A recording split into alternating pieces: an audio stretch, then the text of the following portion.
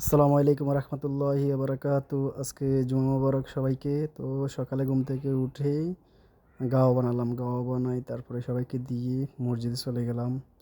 তো এদিকে খুতবা শুরু হয়ে গেছে, হুজুরে খুতবা দিচ্ছে। মাশাল্লাহ মসজিদটা অনেক বড়। এটা তাবুক ইউনিভার্সিটির ভিতরে অনেক বড় মসজিদ। তো এখানে নামাজ কালাম পড়লাম। ইনশাআল্লাহ সবাই দোয়া করবেন, আল্লাহ যেন সবসময় নামাজ পড়ার তৌফিক দান দেয় করে। তো জুমার নামাজের পর থেকে জুমার নামাজের পর আসি, তারপরে আজকে তো দুপুরের জন্য খানা পাকাচ্ছি। মশলা সব কিছু রেডি করে, তো এদিকে সব কিছু কাটাকাটি করে রেখে দিছি। এদিকে উটের মাংসর যে তেলগুলো ছিল এখানে একটু দিয়ে দিলাম। তো এরপরে একটু পরে পেঁয়াজ দিয়ে দিলাম, পেঁয়াজ দিয়ে টমেটো দিয়ে দিলাম। টমেটো দেওয়ার পরে একটু লাড়াচাড়া করলাম।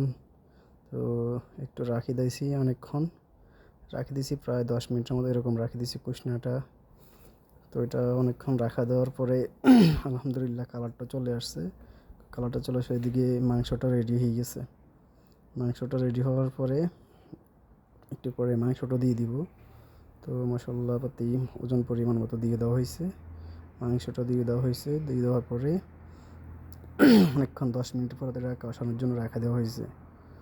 তো এটা হচ্ছে যে সৌদি আরবের খেপসা। এদিকে চাউল দেওয়া হইতেছে। চাউলটা ধুয়ে রেডি করে রাখি দেওয়া হবে। তারপরে দিক দিয়ে এটা 30 মিনিট রাখা হয়েছে। মাংসটা 30 মিনিট রাখার পরে রেডি আলহামদুলিল্লাহ। এদিকে চাউলটা ধুয়ে একদম প্রেস করা হয়ে গেছে। এখন এটা খুলে রেখে দেওয়া হবে। এদিকে মাংসটা রেডি হয়ে গেছে, সব কিছু ওকে, সব কিছু চাউল দিয়ে দেওয়া হয়েছে। এখন 10 মিনিট আরও বন্ধ করা হবে। রেজিস্টার দিয়ে আমার বন্ধু এদিকে সবটাও রেডি আলহামদুলিল্লাহ। সবাই খাওয়ার জন্য চলে আসবে এখন। তো এদিকে একটা চা বানালাম, দুইটা চা বানাইছি, একটা রং চা, একটা হচ্ছে চিনি ছাড়া, একটা চিনি ফুল। এই আর কি। তাহলে আজকের জন্য আল্লাহ হাফেজ, ধন্যবাদ সবাইকে।